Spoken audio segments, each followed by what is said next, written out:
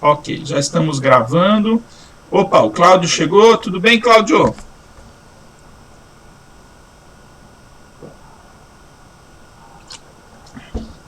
Deu sinalzinho aqui. Vamos ver se ele dá um alô pra gente.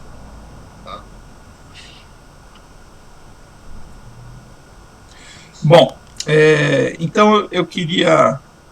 Acho que a gente pode começar. Agradecer aí o Ângelo. Eu acho que cada um de vocês tem trazido, que é muito rico para a gente, um contexto um pouco diferente e muito importante essa questão de, pelo menos mesmo dessa forma virtual, a gente fazer um link grande com uma atividade prática da área florestal, né? Uma atividade ou numa empresa, ou no contato com uma empresa, com as legislações aplicadas, e assim tem sido a ótica de todos os seminários, que está me deixando muito satisfeito. Assim. Bom dia, Cláudio, deu sinal aqui. Então passo a palavra aí de imediato ao Ângelo. Hoje a gente pode ir com bastante calma, não tenho problema nenhum de manhã. E ao final também tem um assunto que o José puxou ontem sobre revistas. Estamos começando a pensar no artigo para publicar. Eu acho que não tem problema nenhum a gente fazer um bate-papo sobre isso em conjunto, né, José? Falar sobre as revistas e talvez investigar aquela questão de algumas revistas específicas na área de resíduos sólidos. Porque o meu métier, assim, a minha experiência é sempre com as revistas da área florestal, que não são muitas, né, mas que a gente já tem uma entrada boa assim, em termos de publicação, contato com os editores, etc. Mas a gente faz um bate-papo sobre isso aí no final da aula, ok? Bom, Ângelo, desculpa aí falar muito, já te passo a palavra aí. A gente vai fazer a dinâmica que eu apresento depois vocês perguntam, ou a gente vai trabalhar meio que junto? Eu ficaria mais confortável até se a gente pudesse fazer uns comentários, se você não se incomodar. Eu acho mais dinâmico, acho. Assim, tá bom? Ok, então vou começar aqui, pessoal. Beleza. Vou falar aqui sobre o aproveitamento dos resíduos de poda. A empresa... Uma travadinha em computador aqui, só um momento. Aproveitamento de resíduos de poda na empresa eletronuclear. Falar um pouquinho do histórico aqui da empresa, aqui, da eletronuclear. Ela foi criada em 1997. Ela fica situada no município de Angra, bem ali na divisa ali entre Angra e Paraty. Essa denominação, que é a Central Nuclear Almirante Álvaro Alberto, esse aqui é o histórico dela, foi em homenagem ao pesquisador pioneiro da tecnologia nuclear no Brasil. E principal articulador da política nacional para o setor. Embora a construção da primeira usina tenha sido sua inspiração, o almirante Álvaro Alberto, que nasceu em 1889, para você ver como já é antiga essa ideia de fazer usina nuclear, não chegou a gerando energia, pois faleceu em 76. Vou dar um históricozinho para eu saber da onde surgiu a ideia. Essa aqui é a área aqui da central nuclear, essa aqui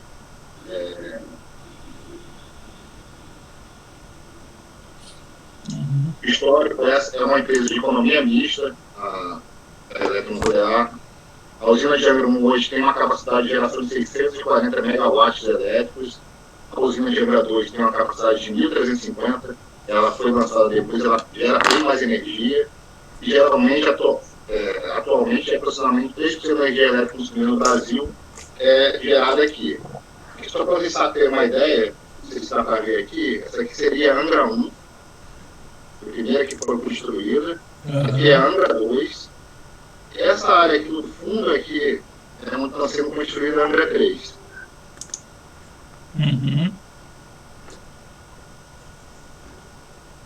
Está sendo construída uma terceira indústria, né? Está construindo agora, vai ter uma ampliação de Angra 3. Essa área aí vai gerar muito mais energia.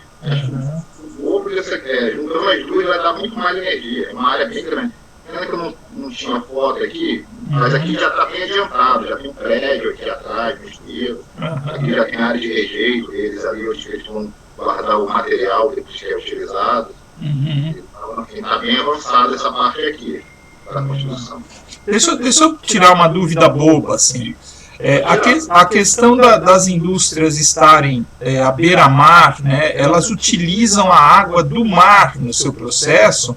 Tem até aquela história de uma praia que ficou meio aquecida, a água, né? Eles usam a água do mar, né? Tem um sentido da localização. Eles usam a água para fazer o resfriamento, como trocador de calor. E aí a água, mais ou menos essa posição aqui que tem aqui um dutos que é puxada a água para resfriar as usinas. E aí ela sai numa outra praia que eu esqueci agora o nome dela, que é alguns quilômetros lá, e sai água. E lá é bem quente mesmo, eu já fui lá, a água parece que você está numa banheira de água quente. Interessante. Não tem contaminação nenhuma, só passa mesmo, só se for para resfriar. A água mesmo é toda do mar mesmo. Aqui em cima, nessa área aqui, também tem um sistema de água deles, que eles captam lá em cima, né? Até a gente também faz manutenção dos dutos que vem de água. Então, assim, é tudo mesmo resfriado com água do mar mesmo. Ok. Aqui é a área de atuação da empresa que eu trabalho, que é a questão de engenharia, na área nuclear. Hoje a gente presta serviço de manutenção, conservação das áreas externas vinculada à central nuclear, as vilas residenciais e as áreas adjacentes do município de Angra e Paraty. O que acontece? A gente trabalha dentro da usina, a gente faz trabalho também de conservação nas vilas, que são 3 vilas que a gente trabalha também, que é Vila de Mamucaba 1, que é em Paraty, Vila Mamucaba 2, que é em Paraty também, Vila de Praia Brava, que é em Angra, que é próximo à usina, e fora que a gente também tem uma trilha porã, que é uma trilha que o pessoal faz passeio ecológico, as áreas também fora também das torres, também a gente faz manutenção também, se tiver algum problema. Então a gente pega muita coisa, né, na usina, em relação às vezes. Vocês trabalham só para eles? Só para a eletronuclear, Ângelo? A empresa está com esse contrato aqui, mas a gente tem contrato no aeroporto, de Áreas Verdes, e também a linha aérea a gente também fazia, mas acabou esse contrato. Essa semana agora eu vou ter que até em Paraty, a gente tem um contrato lá na dívida com o Paraty, a parte do parque ali, mas é pouca coisa, é uma área menor, assim, só para fazer manutenção de trilhas, essas coisas. Beleza. Aqui é uma imagem aérea das áreas, só para ilustrar mesmo, aqui é a Vila de Mamucaba, que a gente faz essa manutenção das áreas verdes. Aqui passa a rodovia, aqui é uma vermelha aqui, Vila Mamucaba de um lado, Vila Mamucaba do outro lado, aqui é a Praia Brava e aqui é a área da usina. A usina é mais ou menos de área com 6 km². Formar todas essas áreas aqui, mais ou menos 3 km² assim, de área que a gente, em média, que a gente atua aqui. Pode ver que é uma área bem, tem uma vegetação boa, que é bem bonita esse local, assim, vale a pena você passar. Não sei se você já passaram essa em direção a Paraty, mas se você passar e você tem um lugar aqui de avistamento, você vê toda a usina. Tem um local que eu vou voltar aqui um pouquinho, isso, para vocês terem ideia. Isso aqui é o Observatório Nacional, aqui é uma área de visitação. E explica como é que é todo o procedimento, a usina, como é feita a geração de energia. E você tem uma visão aqui da usina, dessa parte aqui de cima. Você pode ver nessa imagem aqui. E essa aqui é uma das áreas que a gente também está dando manutenção. É bem legal de visitar. Eu não fiz essa visitação agora por causa da pandemia, mas se você um dia passar para esse lado, a estação Observatório Nacional, tiver a oportunidade de entrar ali, acho que vale a pena.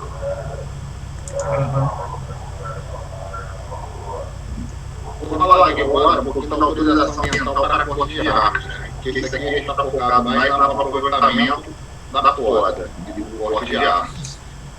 Aqui, estou falando da legislação em relação à Angra dos Reis.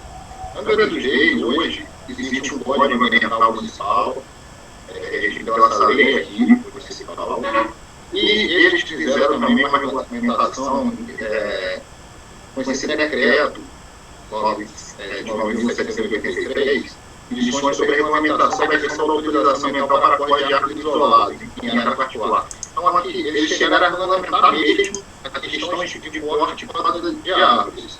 Então, a gente tem muito município que não tem esse código, que é o caso, que eu vou mostrar aqui na frente, de Paraty, que praticamente todos os municípios podem fazer essa autorização. Mas você vê que a legislação de Angra é uma legislação mais atualizada, mais completa.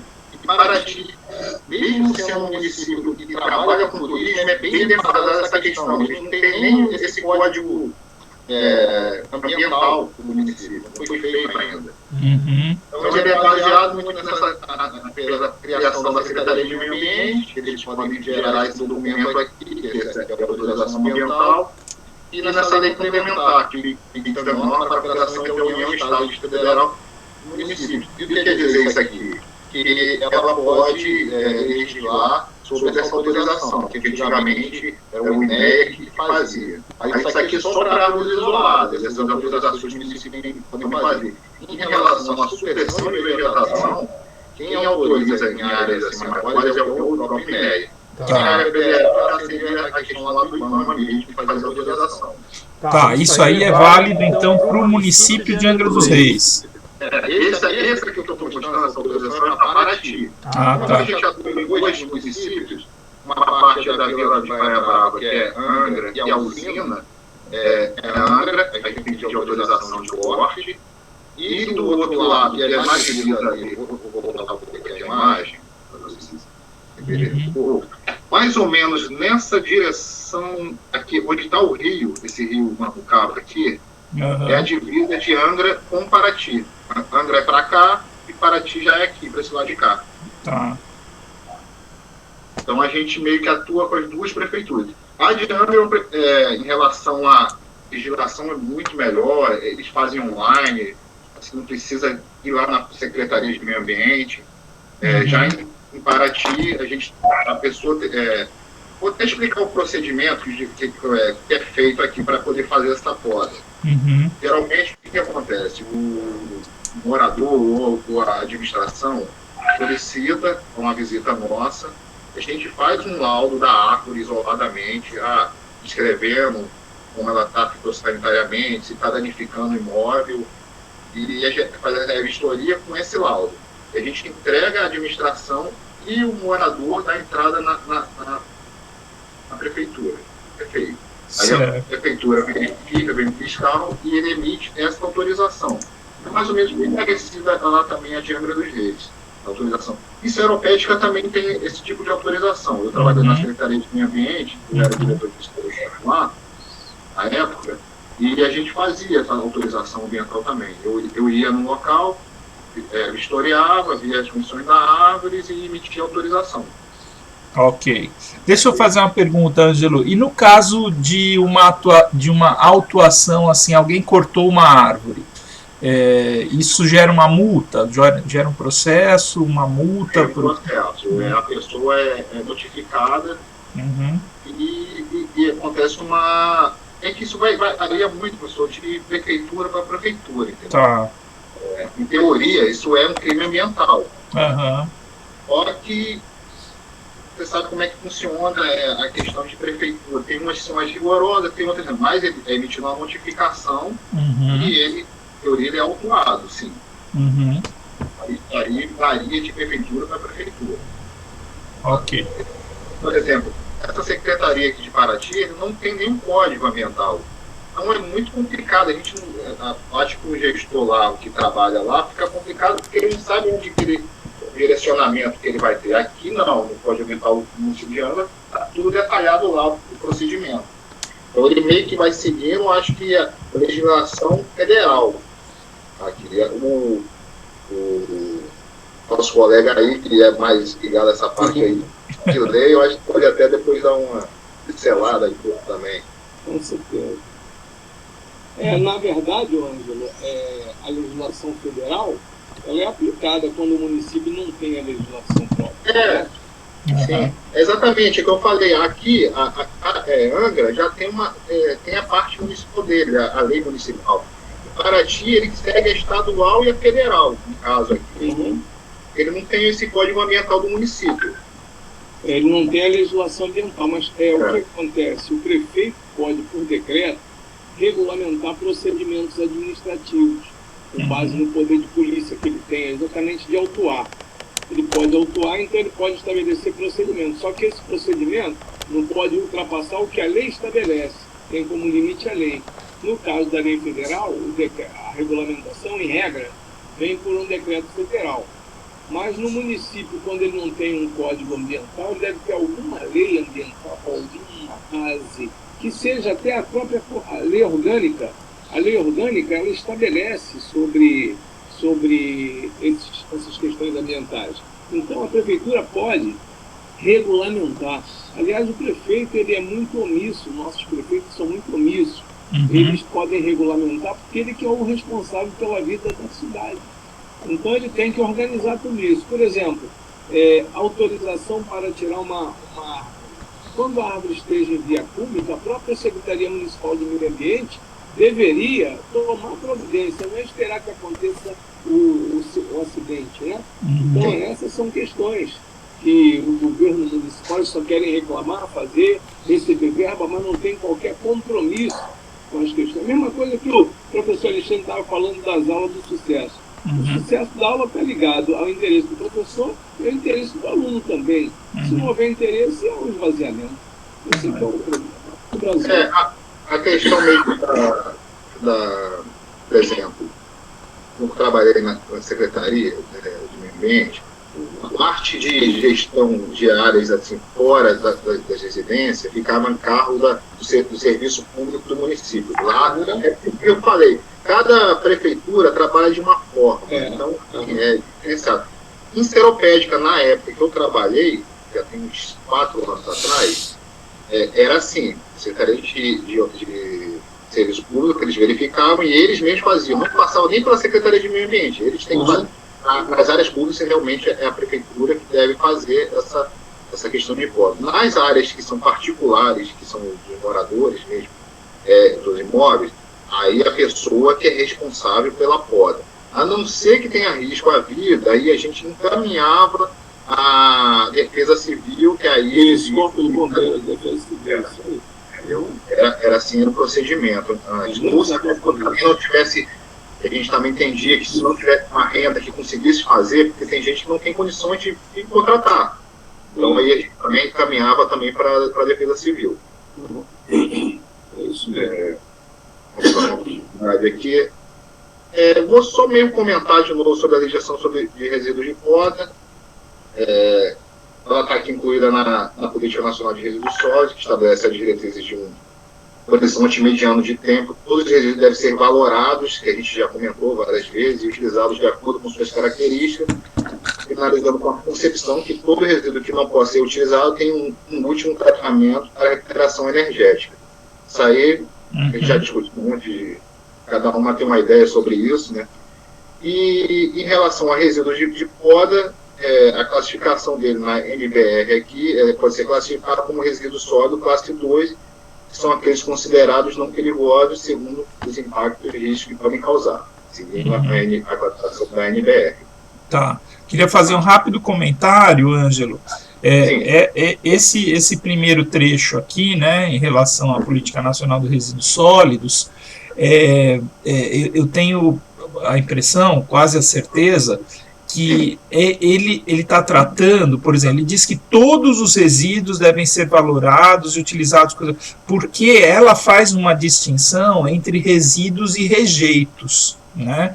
Então, aqui, ele exclui, né, esse parágrafo, o meu entendimento é esse, não sei se vocês lembram melhor, né, ele exclui o que ela classifica anteriormente como rejeito. O rejeito é aquele que não tem possibilidade de uso e poderia ser encaminhado a aterro, mas aí ela classifica então como resíduo sólido tudo que pode e deve, né, ser aproveitado de alguma forma. Por isso que numa primeira leitura você fala, mas tem resíduo que não tem jeito. É porque antes ela faz a distinção do rejeito, né?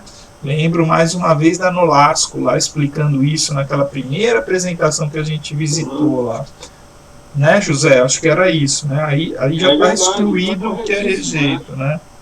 Agora, o rejeito entra na política reversa, né? Na logística reversa. Será? Pois é, uma dúvida. O que acontece? O rejeito ele consegue retornar de alguma forma ou o rejeito é aquele que não tem jeito mesmo? Não é que consiga. A legislação, ela pugna nesse sentido. Quem é responsável pela fabricação é responsável pela guarda do resíduo, do rejeito. Entendi. Ele tem que dar uma... Porque não existe a produção irresponsável, desconectada da causa e efeito. Então, a legislação da logística reversa é exatamente esse ponto. Agora, há uma prática entre nós que o cara produz, polui e deixa para lá. Fica tudo na conta do Julião. Por exemplo, aqui da empresa mesmo, da Eletronuclear, né? Ele produz energia e tem uma área só de rejeito deles. Duas áreas, na verdade. Vê, Ângelo, uma coisa. A Eletronuclear é uma mega de uma empresa sustentável, então ela tem preocupação com a foda, com a destinação. Você vê o nível de educação que se transita numa empresa de porte internacional. É exatamente isso. Por exemplo, você vai contratar com uma Eletronuclear.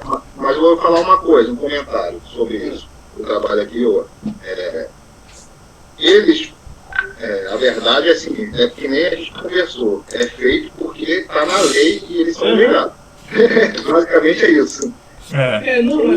Mas por exemplo, se a tua empresa disser que vai trabalhar com 10 funcionários, se o salário de cada um é R$1.000, ela apresentar um contrato para entrar na concorrência de R$8.000, a Eletronuclear não aceita, porque ela sabe que vai ter responsabilidade, que a tua empresa está fraudando de alguma forma o salário da categoria 1.000 e ele está pagando menos. Não, isso sim. Tem que seguir todas essas normas aí. Tem, mas eu quero dizer, isso aí são os princípios. Os princípios são muito importantes, entendeu? Então, essa política da logística reversa, o país sério, isso é uma coisa muito séria. O cara ganha dinheiro e polui e deixa para os outros, e já. Você vai botar a carniça no quintal dos outros? Hein? Não é por aí. Esse é o ponto que eu vejo. Vou dar continuidade aqui. Beleza.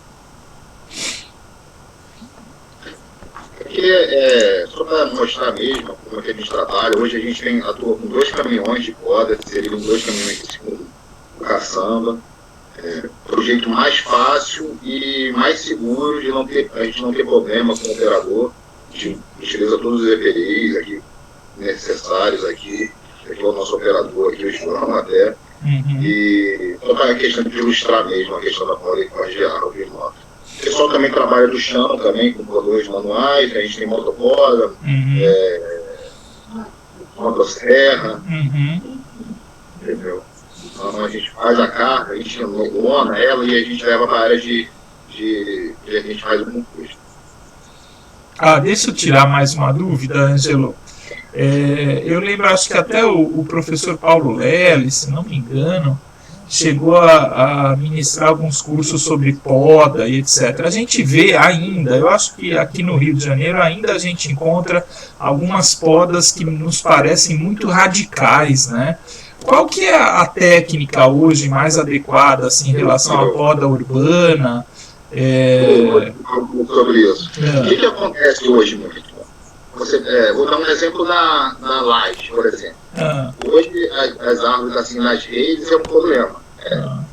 A Light, a Enel, essa empresa, ela simplesmente tira um risco. Ela corta do outro lado, mas não se preocupa se vai desbalancear a árvore. Pois é. Entendeu? Ela só livra a rede. Aqui hoje a gente tenta, né, da melhor forma possível, a gente corta de todos os lados, tenta balancear a árvore. É porque é muito serviço, mas a gente tenta seguir, tem uma NBR sobre poda. e diz que o máximo até de poda que a gente pode fazer numa árvore é 30% de corte nela. Poderia ser cortado mais. Mas tem umas questões assim que a gente tem que verificar no local. Por exemplo, aqui foi feito muito plantio de árvores, por exemplo, aqui na própria vila nossa. Amendoeiras embaixo de rede, de alta tensão.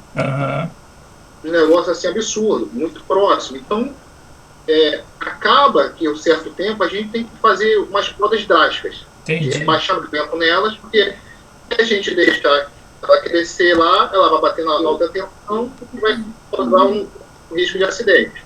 Entendeu? Então, assim, tudo meio que essas questões mesmo em relação... O maior problema mesmo é fiação. É o maior problema. O resto, assim, a gente tem aquela questão da poda, tem um local certo, a gente podar, tem as podas de limpezas. Hoje aqui a gente faz muita poda, que quando vai para cima do telhado, a gente tem que retirar do telhado para não danificar telhado. Então, assim, cada situação Aqui a gente tem um problema sério com a população também, com os moradores. Eles morrem de medo de árvore grande. Eles ligam a árvore grande a tombamento, entendeu? Tá.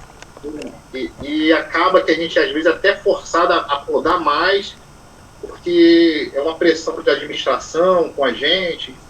Então, é complicado. Essa questão de poda é bem complexa, sabe? A questão de morador, da fiação. Foi feito, dizem aqui, foi feito pelo Burle Marx aqui a questão, mas eu acho que foi alterado as espécies que foram plantadas. É cada absurdo aqui que você vê. A gente está tentando substituir, cortar, tirar alguns. Eu sou contra totalmente cortar. Eu tento segurar, falar para a pessoa, a não ser que tenha risco. Tá com a base podre, a gente, aí não tem jeito. Aí tem que cortar, porque bater um vento vai cair mesmo, se tiver tombada. Enfim, então a gente avalia toda essa situação antes de pedir uma autorização para cortar. Ângelo, Ok. uma pergunta também. Sim. Você não acha que também há nessa localidade uma questão assim, de uma cultura local em função do tipo da terreno, como ali é bastante encostas, então ele já tem uma experiência de deslizamento, queda de árvore? Você acha que não é uma cultura local em função desse medo dele ter... Não, porque as vilas são todas planas, entendeu? Ali é tudo plano, não tem morro dentro das vilas. Tem nas encostas ali dentro da Eletro, que a gente faz também, manutenção, e aí a gente tenta sempre retirar próximo à rede elétrica. Mas nas vilas a gente não tem, mas é questão mesmo de... se você trabalha nessa área, você vê de tudo. Vê a pessoa querer tirar... por exemplo, pedir para retirar por causa de morcego, de tabuão, passarinho que canta. É cada pessoa que a gente vê que a pessoa quer que corte a árvore. É complicado. Então, assim, é muito difícil lidar com isso hoje, nesse caso. Cai folha, né? Cai folha. E tem aqui a amendoeira, tem água que é muita folha, entendeu? Então, assim, complicada essa questão aqui. O pessoal pede mesmo, não, pode cortar, tá caindo muita folha, tá sujando meu quintal demais. Só para poder varrer e juntar. E porque aqui a gente, praticamente, a gente faz todo o serviço. Ele só tem que ter o trabalho de varrer, juntar, botar um saquinho que a gente recolhe todo dia. Faz área verde, leva tudo, não fica lá. Mas, como eu estou explicando. Perfeito. Mais questionamento aqui? Vou continuar aqui então. Vamos lá. Sobre a secretaria de compostagem nossa. Eu vou começar a falar um pouquinho como é que é o processamento nosso lá. Vou definir aqui a compostagem, bem básica aqui, é reciclagem dos resíduos orgânicos, é uma técnica que permite transformação dos restos orgânicos, sobra de frutas, legumes, alimentos em geral, podas de jardim, trapos de tecido, serragem, etc., em adubo. Aqui a gente é questão mais das podas, né? Mas pode ser feito para qualquer outro tipo de resíduo orgânico aí. Assim, aqui é a entrada aqui nossa, que da área de compostagem. A plaquinha aqui é um container que o pessoal bota o material. Não dá para ver muito bem aqui, mas aqui no fundo aqui é uma área coberta que a gente trabalha também. Passando aqui, a gente vai vendo outras fotos. Esse aqui é o local da recepção do material de corte e poda. O caminhão chega, ele deixa esse material aqui na frente. Aqui fica a casinha onde fica o triturador nosso. Pessoal, na verdade, aqui acaba que também a gente chega, material de poda, de roçado, de gramado, também chega um pouco desse material aqui pra gente também. Tá. Que é a etapa do processamento dos resíduos da poda para compostagem. Esse é o nosso triturador. Esse triturador não é da nossa empresa, é da própria Eletronuclear. Eles, por questões de custo, não compraram um triturador adequado. O triturador que a gente estava utilizando na época, que era o nosso, lá da própria Rizoma, era muito melhor. Você passa assim, galinhos finos, eles já se passaram um certo diâmetro, não aguenta triturar. Então, assim, eles fizeram uma economia que não vale a pena, entendeu? O problema também das estatais é essa questão. Acaba que eles querem economizar, compram um equipamento que não vai atender legal o que a gente precisa. Que a saída aqui dele é da compostagem, do material triturado, uma fotinha aqui melhor. Ele aqui, e aqui é onde é gerado aqui. Isso aqui é o material triturado nosso. Tá. Tem alguma pré-classificação assim, Ângelo? Você falou que talvez galhos mais grossos, o resto de fuste, quando assim. os galhos são mais grossos, a gente não é triturado, a gente leva para um local que é aquela questão que eu vou comentar depois, que a gente não consegue triturar. Então é meio que descartado, né? No local que a gente tem lá, que a gente joga lá e deixa lá no local. Praticamente a gente aquele material, com o tempo a gente leva embora. Então a gente só faz isso aqui, mas acaba que esse triturador não atende. E não, é um material, você pode ver aqui, não sei se tu consegue enxergar, não consegue ficar um material tão homogêneo. E não tem Tá, e a destinação, a destinação basicamente é compostagem, né? Isso tudo é para compostagem. Isso aqui é para compostagem. Tá. E outra questão aqui, esse material, vou passar aqui mais para frente. Esse aqui são as leiras de compostagem. Só que a gente aqui, na verdade, a gente só monta as leiras, só monta aquele produto. A gente não faz um processo, verdade, assim, de uma compostagem, os procedimentos que seriam corretos da compostagem. A gente só monta a leira. Agora a gente observou uma coisa, por exemplo, as leiras que a gente monta, geralmente a gente consegue montar por mês por volta de 6 a 8 leiras de 10 metros, por 1,5 de altura e 3 de comprimento. É mais ou menos o rendimento que dá por mês. Só que a gente só monta com aquele material, não é mais nada misturado, não é feito, praticamente só carbono, a relação carbono e nitrogênio, você vê que é só carbono, quase nada de nitrogênio. Não é feito praticamente nenhum removimento. Antes não era feito, mas a gente observou. Essa composta aqui ele demorava por volta de 8 meses parado assim, do jeito que está aqui, sem mexer, a virar um composto. Seria essa foto aqui, esse que está aqui do lado aqui, ele já está compostado, que já é utilizável. Tá. Quanto tempo mais ou menos você falou que leva? 8 meses para demorar para compostar, parado nessa foto. 8 meses? 8 meses. Aí o que aconteceu? A gente falou, vamos começar a remover para ver o que acontece. Só nesse removimento que a gente fez 2 vezes, 3 vezes, ele já baixou para 6 meses. O tempo. Melhorou bastante. Já nessa modificação que a gente fez, que a gente conseguiu introduzir. Então, assim, a gente não consegue controlar, por exemplo, temperatura, ele fica meio que exposto e a natureza faz o serviço. Assim, como é um produto que não é para venda, não é nada, é para doação, é para utilização nossa, então a gente não tem, não é que a gente não tem, é que não tem tanta preocupação em ser um produto tão... porque não é para venda, no caso, né? Entendi. É isso que eu ia perguntar. Qual que é o uso, né? Acho que você vai mostrar um pouquinho, né? Hoje, atualmente, é isso. É doação, a pessoa pode chegar, por exemplo, lá, seu saquinho, a gente pega e coloca, leva. Eu vou voltar aqui de novo a foto. Aqui ele é sujo, entendeu? Ele não é peneirado. O pessoal vai chegar ali, eu quero 2 sacos para levar para minha casa. Ele para ali o carro dele e a gente pega e fornece. Se quiser. E a gente utiliza também nas nossas áreas. mostrar aqui à frente, isso aqui é uma bobcat que a gente tem, e também eu achei que é nova, só que eu acho que também eles erraram nessa questão, eles poderiam ter comprado uma reta escavadeira que atender bem mais a gente, tá? Essa questão de virar o material, há várias questões aqui nossas. Isso também é da Eletronuclear? Isso aqui é a Eletronuclear também, isso aqui eles aqui adquiriram no passado, e a gente tinha uma outra, só que quebrou e eles compraram uma nova. Só que a gente pediu para ser uma reta escavadeira que atender bem mais a gente, mas eles queriam que fosse uma bobcat, aí não teve jeito. Isso é uma questão contratual de vocês? Assim, eles fornecem alguns equipamentos, né? Uma parceria, essa né? área de compostagem que está aqui é tudo da Eletronuclear. A área deles também. A área deles. A gente só fornece a mão de obra.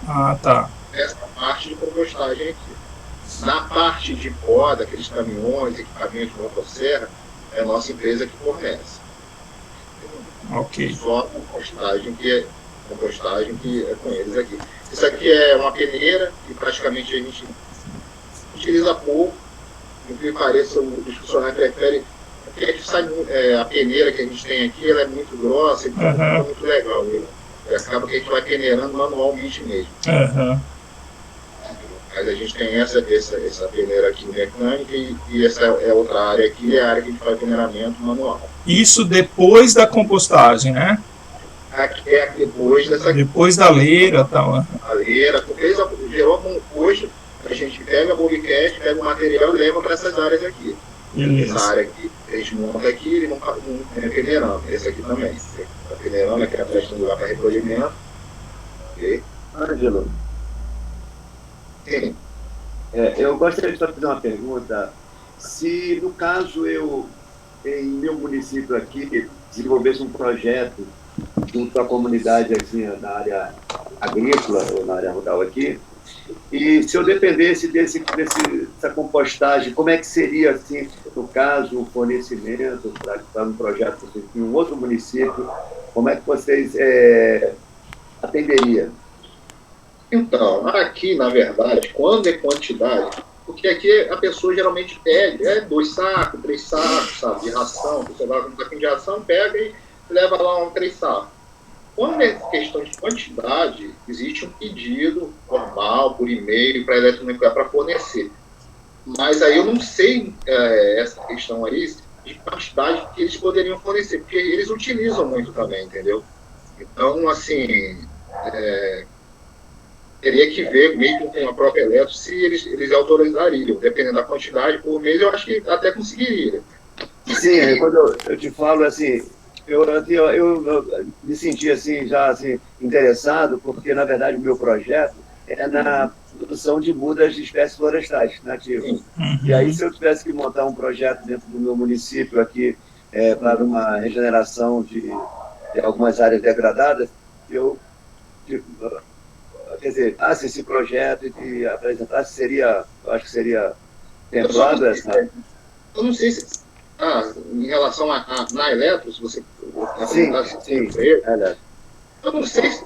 Assim, eu vou fazer um questionamento. Eu não sei se seria vantajoso você pegar o produto... Onde que seria? Qual município? Pinheiral? Sim, poderia ser Pinheiral, ou mesmo desenvolver dentro da universidade, para que eu possa desenvolver o meu trabalho, por exemplo, do meu projeto minha tese.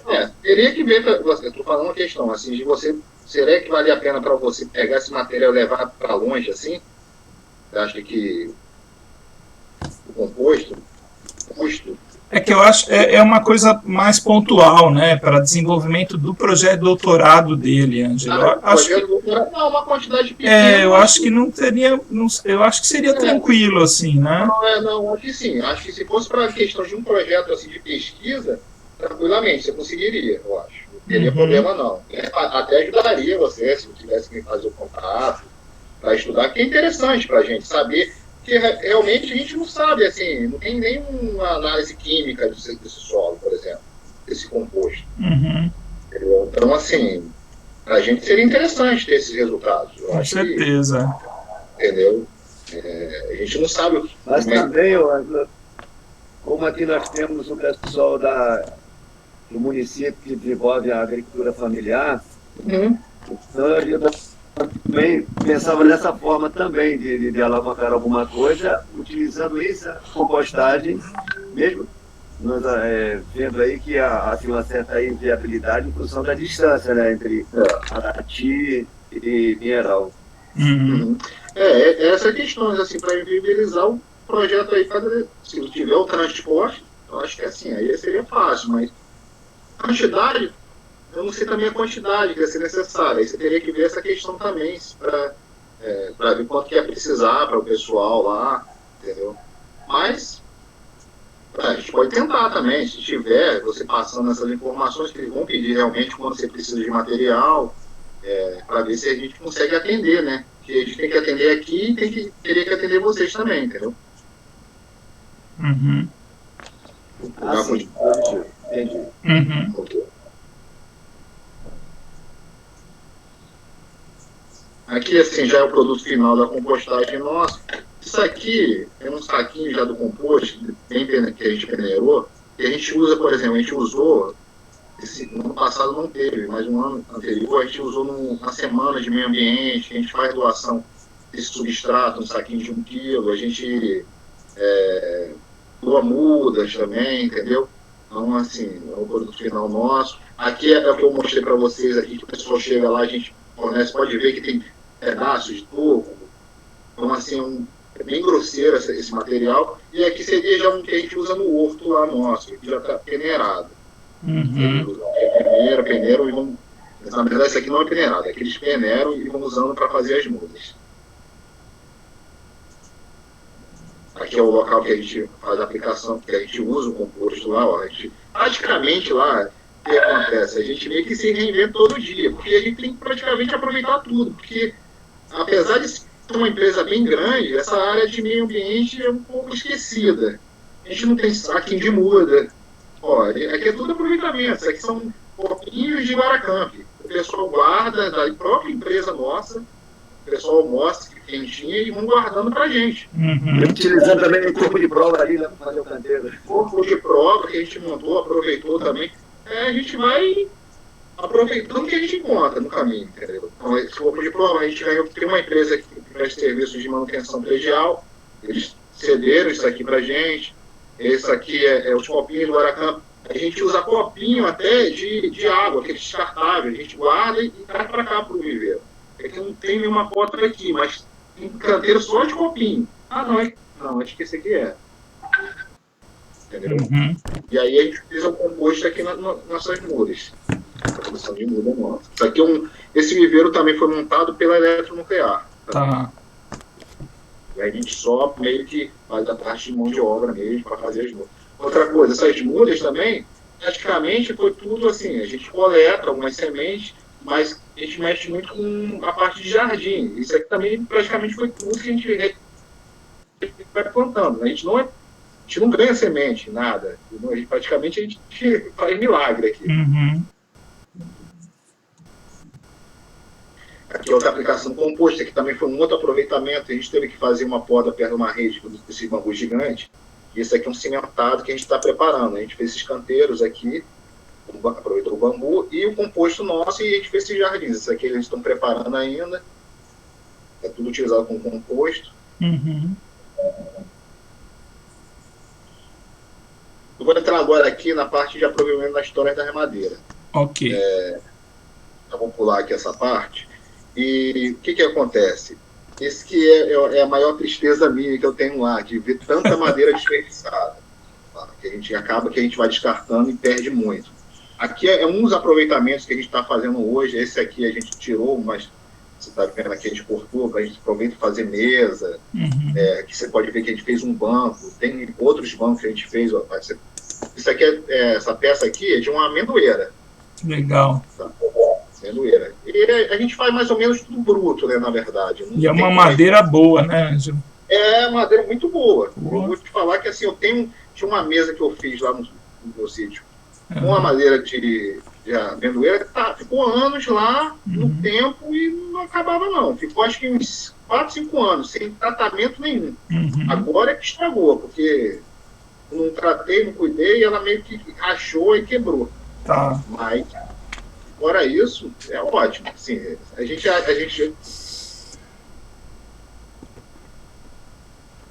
vê se consegue utilizar. Uhum.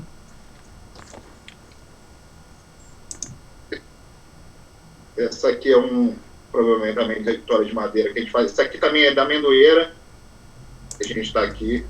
Não sei porque sumiu aqui uma nossa minha aqui. Uhum. O que aconteceu aqui, não. É uma pena. A gente fez os lixos. Tinham 3 amendoeiras. Isso aí foi em 2 semanas. Uhum. 3 amendoeiras aqui, a gente cortou e fez esses lixos aqui. Vou voltar para ver se ela vai aparecer de novo. Eu acho que às vezes é na geração do PDF, assim, talvez tenha perdido. Bom, não sei. A hora carregou aqui mesmo. Ok. Que legal, que legal. Aqui foi já um aproveitamento que a gente fez com o registro, a gente fez esse jardim aqui, sabe? Eu acho que ficou bem legal o aproveitamento que a gente fez. Esse está lindo, muito legal. O que eu falei, a gente vai inventando, aproveita, bota lá. Isso é lá na empresa? Isso aqui foi o CT, um centro de treinamento. Isso aqui não tinha nada, e aí, a gente precisava fazer um jardim, que aqui é um lugar que só tem treinamento e tal. Aí a gente conversou com o jardineiro e falou, vamos tirar uns discos lá e você monta lá alguma coisa lá. Aí a gente cortou aqueles discos que estavam ali naquela foto anterior, e aí a gente cortou, passou para ele e ele montou esse jardim pra gente, um jardineiro. Só que tem uma semana que foi feito isso aqui, ainda vai crescer, ela não está ainda como deveria ser, mas fez uma presença aqui nele. Bem legal, ficou bem legal. Vou falar agora um pouquinho do aproveitamento dos produtos não madeireiros. O que seria os produtos não madeireiros? São produtos florestais não lenhosos, de origem vegetal, tais como resina, cipó, óleo, sementes, plantas ornamentais, plantas medicinais, entre outros. Bem como serviços sociais e ambientais, como reserva extrativista, sequestro de carbono, conservação genética e outros benefícios oriundos da manutenção da floresta. E hoje o que a gente faz do aproveitamento é mais em cima de plantas ornamentais, né?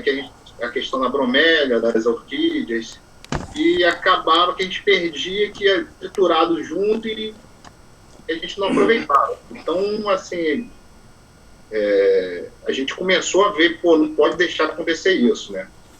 Eu vou falar um pouquinho da legislação aqui também. Hoje não tem nenhuma lei específica de proteção de bromélias e orquídeas no Brasil. Uhum. Ela está incluída, no geral, aqui na lei de crimes ambientais, que seria lá fora mesmo, brasileira. E eu destaquei aqui esse artigo 46, que fala: recebeu ou adquirir para fins comerciais ou industriais madeira, lenha, carvão, outro vegetal, sem exigir a exibição de licença do venerador otorgada pela autoridade competente, sem munir-se da via que deverá acompanhar o produto até o final do beneficiamento. Pena de detenção de 6 meses a 1 ano em multa. Por que eu estou falando isso aqui? É aquela questão que eu falei, que a gente não pode nem doar essas plantas que a gente vê, porque se a pessoa, você doa para algum morador, ou a pessoa sai lá e é parada, ela pode cair dentro dessa lei de crimes ambientais, entendeu? Entendi. Então, ficou no limbo ali, essa questão. Como a gente vai aproveitar? Professor, só um minutinho aqui, posso dar um... Fica tranquilo, pode, eu vou fazer um comentário. Alguma coisa aqui. Essa questão da lei, vou fazer um comentário aqui enquanto o Ângelo atende ali. Parece que realmente amarra, né, uma questão desse aproveitamento das bromélias e não dá uma alternativa viável, e inclusive põe em risco até a pessoa que recebe, né, para alguma eventual utilização, né, José? E quem dá também, né? Aí não está escrito quem entrega, mas quem entrega está envolvido no processo. Cumplicidade no crime, solidariedade na pena. É verdade, é verdade. O que é um problema, né? A lei não ajuda em nada, muito pelo contrário, né, nesse caso. O município é que deve legislar para proteger seus parques, proteger sua região, enfim, normatizar, criar as trilhas ecológicas e preservar. É uma questão, hoje em dia, mas é isso. Isso O Ângelo, ele fica de stand-by lá, né, pessoal? Não é. E vira e mexe. Ainda mais que esse tempo chuvoso. Isso que eu ia falar. Piora mais. Oi, pessoal. Acho que tá quase chegando. Tudo tranquilo aí, Ângelo? Quiser. Desculpa, não, é que caiu uma árvore numa cerca lá e estão perguntando. A gente acabou de falar, deve ter caído alguma árvore lá. Aqui é assim. Toda hora me liga, caiu. E aí o que a gente faz? Não. Caiu. Exatamente assim. Vamos lá. A gente estava comentando, Ângelo, que volta só um pouquinho, né? Que a legislação ela não ajuda em nada, né, nessa questão das bromélias, orquídeas, etc. Né? Muito pelo contrário, ela é, de certa forma, ameaçadora para quem recebe isso e aí evita que o pessoal também tenha um trabalho de doação e etc., como você estava falando, né? É muito complicado essa questão mesmo, porque, como eu falei, a gente está lá, aí tem orquídeas, bromélias, o que a gente vai fazer? Vai triturar tudo, jogar fora, aí a gente usa, aproveita, porque a gente usa aqui, né? A gente planta, eu aproveito também, mas assim, a gente não pode doar para ninguém, entendeu? A gente tem que só utilizar aqui, e aí acaba que a gente se perde, a gente poderia botar no horto para fazer doação, mas acaba que a gente não pode fazer isso, fica preso a uma lei que não ajuda em nada, né, no final. A gente esqueceu dessa parte, assim, que tem fora que esse resgate, né, desses produtos não madeireiros, né. É uma coisa que é interessante que também, hoje, atualmente, um estudo que deveria ter para poder acertar esse erro aí, né. Uhum. Perfeito.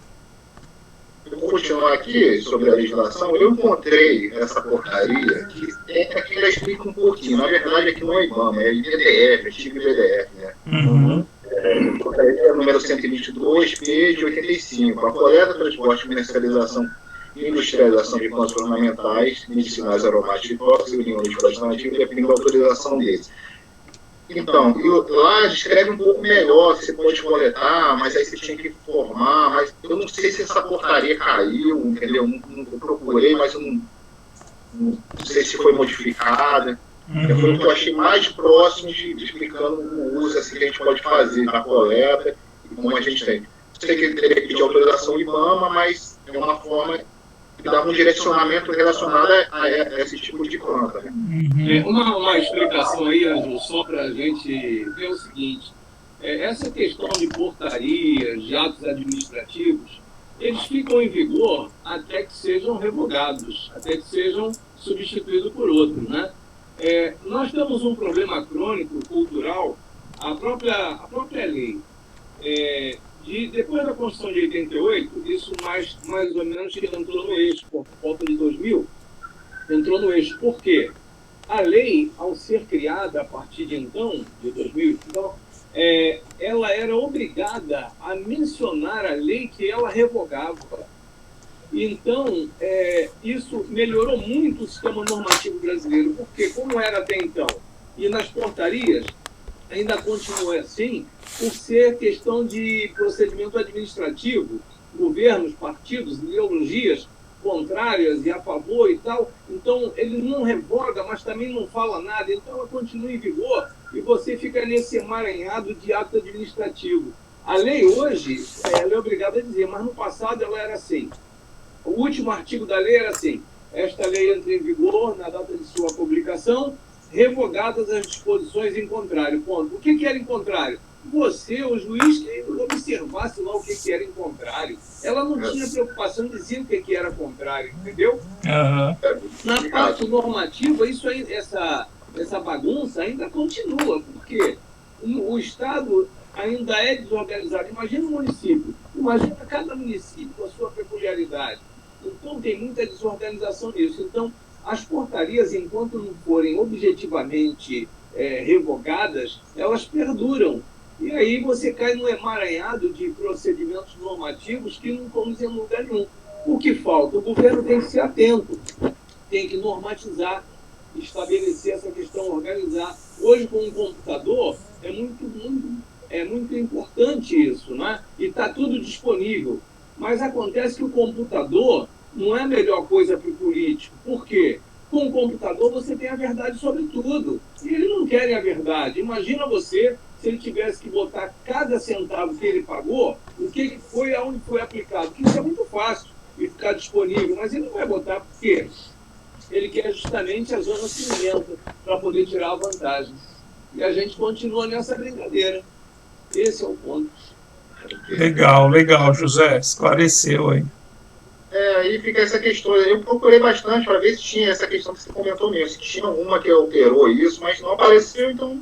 Aí eu... Você fala que nenhuma portaria fala assim, essa portaria revoga a portaria tal. Não faz isso. A Existe. lei, hoje você já tem a lei assim. Mas as portarias, não, elas botam muitas vezes, revoga a disposição em contrário, mas nem isso. Ela faz a partir dali e esquece o outro. Então, eu não sabia dessa informação aí, foi bom para mim, que eu não sabia em relação à portaria.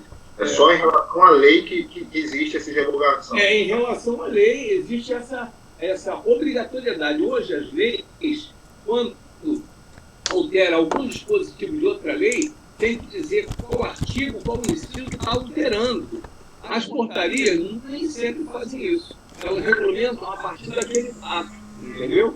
Então fica um pouco difícil para o administrado se comportar com relação a isso. Tá? Mas o Estado, o município, deveria ter lá na sua página, o processo legislativo, toda a alteração. E aí colocar a documentação compilada. Por exemplo, hoje você tem a lei. Quando altera um artigo, ele já é inserido ali naquele texto.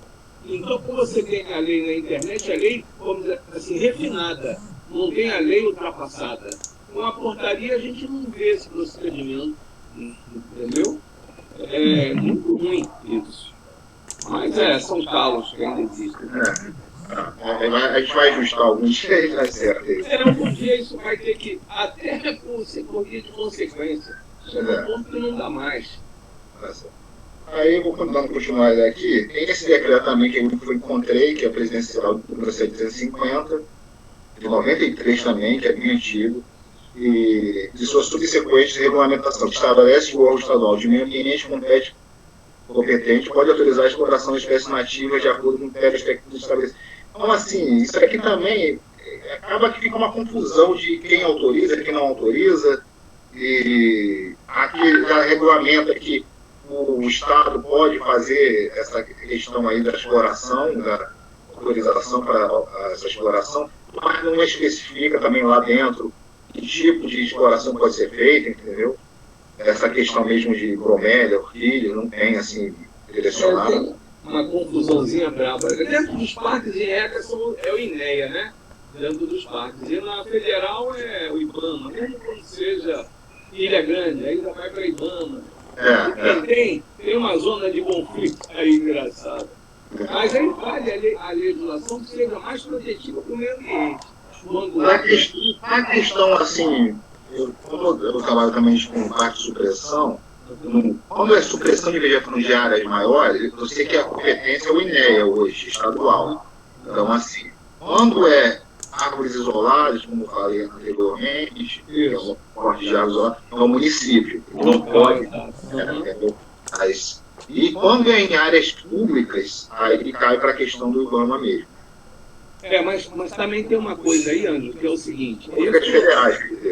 Isso é assim, quando há conflito de competência, se o Estado legislar sobre uma árvore local, que seria do município, mas se a legislação do Estado for mais protetiva, prevalece a do Estado, entendeu? Porque na questão ambiental, a lei que prevalece, se houver conflito de competência, é a lei mais protetiva ao meio ambiente. Isso aí é um princípio já que os tribunais superiores têm aplicado. Então é um troço bacana isso. Mas existe sim essa confusão de competência aí. Mas você que trabalha no operacional tem que ter um princípio. Então, esse princípio que você adota é o correto. Esse deveria prevalecer, né? Todos deveriam ser preocupados em dar distância. Mas você tem que trabalhar, tem que usar o princípio, é isso mesmo. E aí essa última aqui que eu encontrei também, que é a portaria, é outra portaria de 95, e tem como objetivo disciplinar a exploração de floresta primitiva e demais formas de vegetação arbórea em todas as regiões do Brasil. E o artigo 1º estabelece que a exploração de floresta, que tem como objetivo principal a obtenção econômica de produtos florestais, somente será permitida através de manejo florestal sustentável. Ainda de acordo com a portaria, o manejo só deve ser permitido através de volume de manejo sustentável. Essa aqui é a mais nova que eu vi aqui, assim, em relação ao plano de manejo, mas sempre vai batendo que parece mais para exploração mesmo de madeira, no caso. Não para produtos não madeireiros. É verdade. E somente para ilustrar aqui um aproveitamento que a gente faz dos produtos não madeireiros. Por exemplo, aqui são as bromélias que a gente vai plantando. Essa área aqui estava cheia dessas bromélias, só que a gente... Isso aqui é uma restinga que a gente tem lá, que a gente também toma conta. Então a gente planta, geralmente, aqui, e a gente vai replantando em outros locais. Isso aqui era tudo com a bromélia, a gente tirou e levou para outra área nossa. Aí depois a gente vai replantando o que a gente vai tirando lá nas árvores que vem, e a gente vai recolocando aqui. Aqui é a restinga, tá? A gente cuida. É bem bonita também, é lá dentro da vila de Mamucaba. Isso aqui essa aqui é uma área nova que a gente botou aqui de bromélia, que a gente tirou, aproveitou. Essa aqui. Isso aqui é aqui são as orquídeas que a gente aproveita, a gente botou lá num viveiro nosso. A sorte nossa é que tem um rapaz que ele trabalha, que é um operador nosso, que ele é fissurado em orquídea, ele cata todas as orquídeas que ele vê, ele vê a orquídea lá na ponta, ele quer pegar. Então a gente aproveita muito por causa dele, isso aí. Então ele sempre está coletando, principalmente as orquídeas, que é um número menor, aí a gente sempre está aproveitando. Isso aqui a gente botou no horto. Ah, legal. Essa aqui são umas que você já vê que é um arranjo natural, a gente não tem nem muito o que fazer. Isso aqui ele cortou, e isso aqui ele até me deu, essa aqui que ele achou lá, que ele cortou aqui, limpou, ele falou, cortou pra você, eu falei, vou botar na parede lá. E isso aqui praticamente era um pouco que a gente cortou, ia pro triturador, e eu falei, não, me dá que eu vou levar isso embora. Um arranjo completo, com bromélia, que agora tá meio sujinha aqui essa foto. Aqui é um monte de bromélia, orquídea, um tronco aqui. Então um arranjo praticamente você pode botar num jardim, tá pronto, não precisa você fazer nada, não precisa parar. Isso aí ia ser triturado, olha só. Olha só. Né? É um absurdo, mas é o que acontece, a gente perde, e hoje a gente aproveita, mas a gente ainda joga muita coisa. E seria isso. A preservação aqui, assim, vejo que tem muita coisa para melhorar na questão nossa lá, de aproveitamento. A gente tenta aproveitar da melhor forma possível, mas tem a questão também de financeira, porque a gente precisa também mais dessa parte, assim, para poder aproveitar melhor. E tem, em relação à produção madeireira, essa questão que a gente esbarra da legislação, que a gente fica meio travado, né? E agradeço aí todos aí. Bacana. Muito legal. Bacana mesmo, muito bom. O cuidado da natureza é uma coisa muito boa, né? Muito legal mesmo. Não, eu acho que o Ângelo ele tem uma atuação profissional, né? Muito de encontro a temas que a gente está tratando, a dificuldades que a gente está levantando, logísticas, legais, legislações, aplicações e etc. Né? Achei interessante, eu estava pensando assim, enquanto ele falava dos decretos, o José ajudando um pouco, como é difícil, né, essa interpretação, né, de saber se a lei é válida ou não, se é uma legislação numa escala federal, se ela é válida no município, ou se existe outra legislação. Então, acho que ele fez uma busca, coisas de 15, 10 anos atrás, né? E não sei, eu queria compartilhar com vocês isso. Eu tenho a impressão que isso está sendo deixado um pouco de lado, talvez, né? A gente não tem atualização, principalmente nessa fase que a gente está na política do nosso país, né? De desprezo, né? De legislações que ajudem as questões ambientais como um todo, né? A própria Política Nacional de Resíduos Sólidos, que fez 10 anos, A gente não tem nenhuma atualização, alguma coisa mais recente, alguma uma coisa mais eminente de atualização mesmo das normativas, né? Então é uma sensação um pouco pessimista, não sei o que vocês estão achando. Mas quanto ao seminário do Ângelo, só para já abrir a palavra, perfeito, muito bem ilustrado, parabéns pelo trabalho, Ângelo, acho que você tem uma atuação profissional aí muito, muito bacana dentro da nossa profissão da engenharia florestal, e casa algumas áreas de atuação nossa, né, como a preservação, como a conservação, como a gestão de resíduos, de uma forma multidisciplinar muito interessante. E tomara que com o seu mestrado, né, você consiga também angariar mais coisas. É mestrado ou doutorado? É mestrado, né? Doutorado, desculpa, me deu um branco aqui.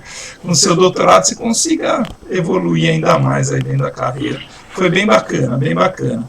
Tá aberto aí, pessoal, para alguns comentários. Vou falar. Legal. Cláudio. Eu quero parabenizar ao Ângelo pelo trabalho que ele está realizando na empresa. Eu fico assim feliz porque eu recentemente, antes da pandemia, eu estive na fábrica de combustíveis nucleares ali em Resende, que também é uma parcela da empresa onde ele trabalha, e lá encontrei outro profissional, assim, que eu vejo sempre, profissionais da área, engenheiros florestais, ele é sempre inserido nessas empresas no intuito, né, de preservação do meio ambiente. Né? Eu acho muito, inclusive eu estava lá com uma visita técnica, acompanhando até o meu irmão, que ele fez uma visita técnica lá na fábrica de combustíveis nucleares. Eu vi o trabalho dos profissionais da engenharia florestal ali na produção, no aproveitamento de resíduos, para tentar realmente ali, aumentando ali também a mitigação dos impactos, né, que estão gerados até por todo esse complexo, né, da geração de energia atômica. Né? Então, assim, eu quero só parabenizar o Ângelo pelo trabalho dele e pelos engenheiros florestais, não tirando nossos amigos aí, o meu amigo advogado, ele é um âncora em nosso trabalho dele também. Realmente é um trabalho muito bonito. Não, e lembrando que todos vocês em breve serão mestres ou doutores aí nas ciências ambientais florestais, né? Então vai ter todo mundo um pezinho na floresta, um pezão na floresta muito grande, tá? Andressa, estamos te ouvindo aqui. Parabenizar o Ângelo pela apresentação dele, porque eu nessa disciplina estou aprendendo muito com vocês, todo mundo aqui já tem uma experiência. Eu estou começando agora a sair direto da graduação para o mestrado, então eu tenho muita experiência profissional e eu estou aprendendo muito com vocês aqui. No meu estágio de graduação, eu estagiei no IMA, que é o Estudo do Meio Ambiente do Estado de Alagoas. E aí eu trabalhei na Flora, no estado de Flora, e a gente era responsável por alguns processos de supressão, sendo que a supressão que a gente assinava era só de um empreendimento de algum fazendeiro, alguém assim que ia suprimir para fazer alguma outra coisa dele. E não assim em relação a áreas públicas, com árvores isoladas, a gente não é responsável por isso. Então, eu achei muito interessante a apresentação do Ângelo e também queria parabenizar pelo trabalho dele que ele está fazendo. E interessante. Legal. Ângelo, bom, ao final da sua apresentação, eu lembrei aqui, e estou conferindo aqui, estou vendo na tela, No dia 17, pessoal, eu já fiz a minha inscrição lá. Eu queria meio que até cobrar isso ou recomendar. Acho que recomendar é uma palavra melhor. Aquela inscrição no evento de arborização urbana, que é exatamente dentro do contexto da apresentação do Ângelo que a gente viu hoje, tá, pessoal? Olha, vai ser entre o dia 17 e 19, é isso? 17 a 19, começa dia 17 de novembro, e a primeira palestra, olha só, é planejamento e manejo da arborização urbana, reflexos na geração de resíduos. Tudo a ver com o que a gente viu hoje. À tarde tem projetos e experiências de valorização dos resíduos arbóreos urbanos. Aí, dia 18, requisitos técnicos e rotas tecnológicas para desenvolvimento de componentes e produtos. Dia 18 à tarde, estratégias para a gestão dos resíduos da arborização urbana em cascata. Então, pessoal, recomendo fortemente aí. As inscrições são gratuitas para participação, acho que vai ter certificado, algum tipo de cobrança de presença, e existe até dia 15 do 11, a gente pode até se inteirar melhor, existe a possibilidade de exposição de projetos acadêmicos, tem mais 15 dias, daí tem uma taxa de R$200 e a gente poderia pensar em uma possível apresentação, mas eu não sei que escala que é essa, talvez seja projetos já, como o próprio Ângelo mostrou, como o projeto do Cláudio Domingos, ou a parceria que o José está iniciando. Eu vou dar uma cutucada aí, na semana que vem a gente talvez traga aí alguma ideia nesse sentido. Mas como participantes, sugiro que vocês façam a inscrição e, se possível, participem lá, tá bom? Daquele evento que a gente está programando aí. Você chegou a ver também, José? Não, eu olhei quando o senhor falou a primeira vez, mas de lá para cá confesso que não olhei, mas eu vou olhar para me inscrever. Tá. Com certeza vou. Lembrando lá que é Nutau, N-U-T-A-U. Nutau, acha no Google lá, já está aberto. Alguns alunos da graduação se inscreveram também, que eu publiquei lá. Já se inscreveu? Legal, muito bem, Andressa, legal mesmo. Bom, pessoal, então mais uma vez, né, agradecer aí o Ângelo, acho que é um trabalho muito bacana, uma experiência prática que ilustra muito bem algumas teorias, um grande aprendizado para mim. Essa parte de compostagem eu acho que a gente poderia aprimorar mais. A gente teve há uns 3 anos atrás uma iniciativa ali de um aluno também da disciplina que estava trabalhando no nosso viveiro de mudas ali do IF, e que a gente fez uma parceria em levar os resíduos da marcenaria para compostagem. Isso andou durante era um projeto de monografia dele, defendeu, foi legal, consumiu alguns materiais, mas até alguns probleminhas que o Ângelo colocou, por exemplo, assim, não ter, mais uma vez, né, pessoal, aquele encaixe perfeito da oferta do material, da demanda.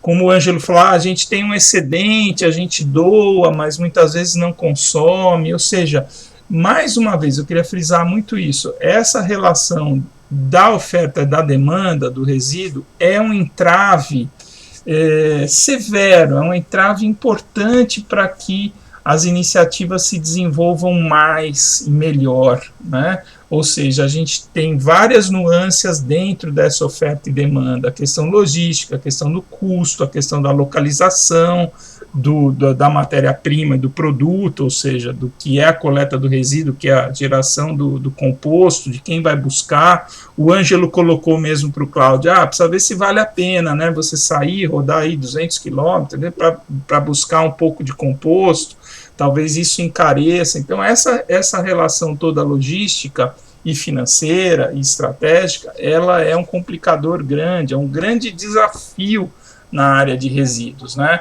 E da mesma forma, por exemplo, olhando por um outro viés, se fosse um empreendimento grande, o Cláudio fala assim, não, eu vou montar então um empreendimento de compostagem, produção de mudas, etc. Preciso de um caminhão toda semana. Daí o Ângelo fala, pô, mas a gente não pode assumir esse compromisso, que às vezes não tem esse volume para te oferecer, né? Então isso é um complicador grande. Mais alguém, pessoal? Vou falar sobre uma experiência nossa aqui também. Perfeito. Que viu aqui, mas isso aí já foi de colaborador nosso, a ideia dele. Uhum. É interessante você prestar atenção nisso também, que às vezes ele vem com umas ideias assim que você, pois é, pode fazer isso. A gente recebe também um resíduo, que a gente também pega, praticamente a gente faz a parte de coleta de resíduo também, de lixo da parte da Praia Brava, e a gente também tira o resíduo da craca que entra, você falou aquela questão da água que é puxada para fazer o resfriamento, ali naquela entrada acaba que um certo tempo vai criando craca, e tem uma tela lá, e aí a gente tem tempo em tempo de fazer a limpeza daquela área também. Então, assim, a gente aproveitou a craca, a gente botou ela no chão, passou com o trator por cima, e a gente aproveitou para plantar coqueiro na beira da praia. E deu certo, viu? É mesmo? Poxa, que interessante, Ângelo. Mas isso vocês trituravam isso também, de algum jeito? Não, a gente passou com o caminhão mesmo. O Bobcat por cima, ela deu uma quebrada a mais, e a gente pegou, fez uma plantação na beira da praia, porque ali tem os coqueiros, e botou a craca nas covas. E funcionou, estão lá bonitos, os coqueiros estão crescendo. Aquilo lá me parece que é o quê? É carbonato de cálcio, cálcio, talvez, né? Eu acho que deu. Assim, tem um problema que ele vem com sal, né? Mas como é coqueiro, ele é plantado na beira mesmo da praia lá, então a gente tinha esse efeito de não causou nada, ele tá crescendo normalmente, entendeu? Então, assim, é um aproveitamento que pode ser feito também, sabe? E foi o rapaz, bota isso aí, vamos botar lá na cova lá pra ver, a gente vamos botar então. Vamos ver que vai. E funcionou bem. Assim, aí o colaborador lá nosso que falou, não, vamos testar, né? De repente. Legal. Bom, pessoal, é o seguinte, eu queria então, se alguém quiser ainda falar alguma coisa sobre o tema de hoje, tá à vontade, mas eu queria devagarzinho aqui iniciar uns 10, 15 minutos aqui de conversa sobre as publicações, né? Eu acho importante a gente falar disso, né? Nós temos aqui 3 doutorandos, a Andressa iniciando o mestrado, e temos um cenário pela frente do nosso curso que, em alguns momentos, aí temos tido alguns problemas com o pessoal chegar lá no final e não está conseguindo publicar os artigos, né? Então, vocês lembram que pelo regimento do PPG-CAF, eu queria até que a Andressa falasse, não sei se ela sabe como é que a Exalc está exigindo isso, mas o nosso procedimento no mestrado é ter a exigência de um artigo científico encaminhado para a revista, né? Somente o envio, comprovar esse envio, para que possa ter o título final. Pode defender a tese e tal, mas o nosso regimento barra aí a emissão do diploma se não tiver encaminhado o artigo. E no doutorado, que tem causado alguns questionamentos até por parte dos discentes, a gente tem como norma regimental a publicação do artigo, né? Ou a carta de aceite do artigo pela revista, ou a efetiva publicação. E isso tem sido, assim, é um problema e não é. Nesse histórico aí de doutorado, acho que foi criado em 2003, se não me engano, já tem uns 15 anos aí doutorado, a gente teve 2 ou 3 alunos que realmente tiveram problemas, dificuldades na publicação. Até hoje nenhum deixou de receber o diploma por conta disso, mas já tivemos alguns atrasos. E o que acontece? Hoje existe maiores facilidades de publicação com artigos na língua inglesa, mesmo em revistas nacionais, a grande maioria delas, eu tenho mais contato com a nossa revista, que é a Floran, ela prioriza artigos em inglês, né? Então é uma dificuldade ainda para todos nós, mas existem revisores, etc. O PPG-CAF até paga isso, traduzir os artigos, né? Outra questão é que as revistas nacionais, principalmente, as mais tradicionais, são algumas que eu falei para o José ontem, a Floran, aqui da Rural, a Ciência Forestalis, lá da Exalc, a Cerne, lá de Lavras, a revista Árvore, de Viçosa, a revista Floresta, da Federal, Floresta, acho que é de Santa Maria, e tem uma do Paraná também, Floresta, acho que é do Paraná, e tem e tem a Ciência Florestal. Isso, a Ciência Florestal é de Santa Maria, Floresta é do Paraná. Enfim, elas estão super sobrecarregadas. Uma vez eu ouvi falar que a revista Cerne, que era uma revista muito bem conceituada de arte, tinha mais de 1000 artigos em avaliação e publicação. E fluxo, né, de publicação. Então, consequência disso, estavam demorando demais. Então, o que está em nossas mãos hoje fazer? Primeiro, recomendar que todos os alunos de doutorado, no mais tardar, ao completar 2 anos, tenha alguns resultados parciais que sejam possíveis de gerar uma publicação e que já encaminhem algum artigo, né? Existe uma requisição, né, que foi pensada aí pela representação discente, que alguns professores compactuaram disso, e eu sou muito simpático a essa ideia, é que também valha nessa publicação do doutorado um trabalho que foi desenvolvido ao longo do mestrado do aluno, tá? Então, que ele possa mais inicialmente ao longo do doutorado, tipo no primeiro ano, pegar algum dado que ele gerou no mestrado e tem uma publicação. Isso é uma estratégia um tanto quanto assim questionável, né, que muitos programas têm feito para melhorarem lá na ponta a sua avaliação quadrienal na CAPES, que é o que a gente vai passar agora no início de 2021. A gente tem o último 2020 é o último ano do quadriênio, e 2021 a gente vai ter a avaliação do PPG-CAF. E num critério produtivista que é muito questionável, o número de publicações científicas e a qualidade dessas publicações é o principal termômetro para qualificação do curso, ou seja, para nota, né? E até ontem à tarde eu assisti uma live, assisti a gravação, fiquei 2 horas ouvindo, o novo diretor da DAV, que é a Diretoria de Avaliação da CAPES, é um egresso da Rural, que fez pós-graduação aqui com a gente, chama Flávio Camargo, um cara muito visionário, e ele é um adepto, né, um incentivador da mudança que está sendo planejada para 2021 em todo esse sistema de avaliação. Então, isso tem mais de 30 anos já que os programas de pós-graduação recebem essas notas de 3 a 7, né? Nós estamos patinando aí no 4 avaliações já, acho que são mais de 12 anos que a gente não sai do 4.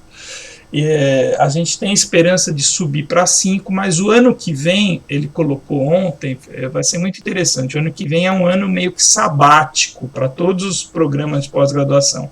Não vai ser avaliado 2021, por questões da pandemia e por questões da mudança da avaliação, que vai passar a ser uma avaliação que eles têm batizado de multidimensional.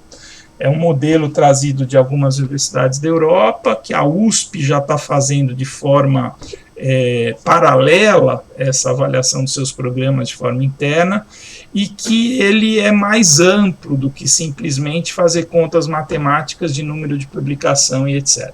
Mas, enfim, por que eu estou falando isso para vocês? O José me procurou essa semana, professor, vamos começar a trabalhar num artigo acho que já tem um material suficiente ou para iniciar essa elaboração do artigo, e eu acho isso muito saudável para todo mundo, né? Então, o que eu tenho mesmo, José, assim, nem como coordenador, mas como pesquisador da área, a minha publicação, meu histórico aí de publicação é sempre nessas revistas florestais.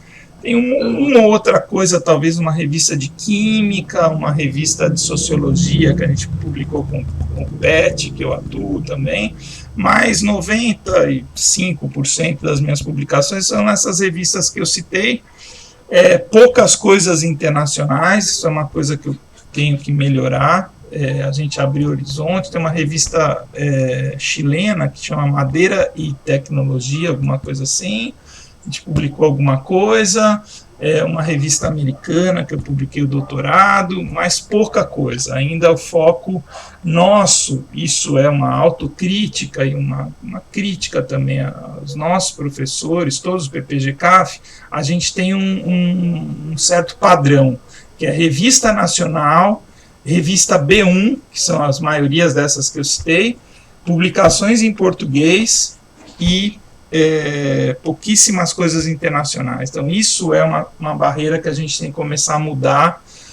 Hoje eu entendo isso, depois de 15 anos na pós-graduação e estando na coordenação, isso para mim é muito claro. A gente tem mais de 90% de todos os professores e egressos e alunos, etc., publicam em português, publicam em revistas nacionais e publicam em revistas B1, que são a maioria das nossas publicações. E esse desafio é muito grande, né? Então é isso, a gente está começando a pensar nisso, queria abrir a palavra aí, como é que vocês estão? Queria que vocês... Sim, pode falar, José. Você falou em relação a fazer essa publicação nova. Uhum. Em teoria, teria que ser na área do tema do doutorado ou do mestrado, como é que seria isso? Só para assim, a questão de você acabar com o problema que você pode ter no futuro, né? Uhum. O resultado, se não der tempo de publicar hoje, demorarem a fazê-la aceitarem, né? Uhum. Ele poderia ser um pouco fora do tema? Então, Ângelo, isso aí não é nem teoria, não. A questão do país também. Sim, é só a questão de você publicar e pronto. Não. É o seguinte, a exigência regimental não é nem teoria, não, isso é teoria e prática e é regimento do PPG-CAF. A gente já teve, não sei se vocês acompanharam aí o caso do Gustavo, isso foi parar em processo lá no CEP, né? Porque ele no fim, logo depois da decisão do CEP, saiu o artigo publicado dele numa revista internacional. Mas a nossa norma exige isso, viu, Ângelo? Que o artigo seja do trabalho de doutorado e que seja, no mínimo, uma revista B1, tá? Okay. Nacional. Então, isso é um complicador. Por isso que tem essa reivindicação. É muito provável que o ano que vem isso mude.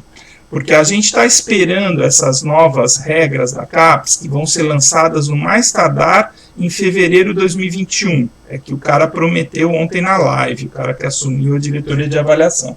Então, a gente já começou um trabalho de revisão do nosso regimento, mas ele não foi adiante, porque a própria pró-reitoria da Rural, e acho que eles estão certos, eles falaram, não adianta a gente rever regimento agora, tem que esperar, porque o regimento ele é feito em função da regra da CAPES, né? Então, tem que esperar sair qual é o novo sistema de avaliação para a gente definir reformas no nosso regimento. Então, a gente está segurando isso, e até porque está difícil de reunir essa coisa doida que a gente está vivendo. Então, o ano que vem, provavelmente, isso mude. Existe a reivindicação que muitos programas fazem, que é exigir só o envio. Isso facilita demais a vida do discente, né? Inclusive no doutorado, pode exigir mais do que um, pode exigir que sejam enviados 2 artigos, alguma coisa assim, tem programas que fazem isso, mas existem muitos programas, por exemplo, lá em Lavras eles exigem a publicação de 2 artigos. O nosso exige a publicação de 1 artigo do doutorado. A proposta mais em alta aí é que esse artigo possa ser com o trabalho anterior ou de fora, como você citou.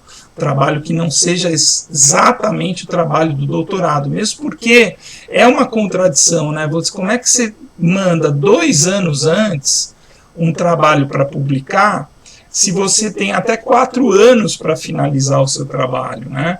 Então isso fica meio assim, não encaixa muito bem cronologicamente. Porque, em tese, você teria 3, 4 anos, desenvolver o trabalho, gera a sua publicação, manda para uma revista, mas aí que está demorando às vezes 1 ano, 2 anos para o artigo ser publicado. Mas, enfim, só para não falar muito também, terminar, é que existe hoje um levantamento de várias revistas que tem fluxos mais rápidos, tá?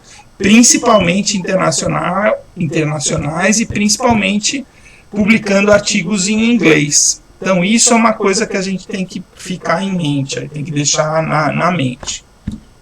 Sim, José. Oi? Vamos lá.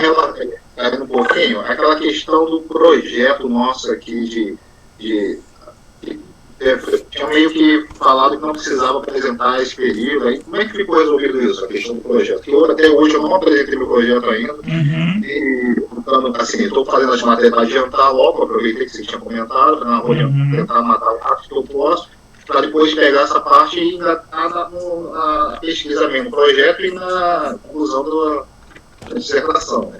Tá, perfeito, Ângelo. Quanto a isso, o que está valendo, praticamente toda a reunião de colegiado, no início da reunião a gente tem falado sobre isso, alguém dá opinião, mas a gente ainda não mudou isso. A nossa próxima reunião é dia 9, não é segunda-feira, a outra, e esse tema deve ser atualizado mais uma vez.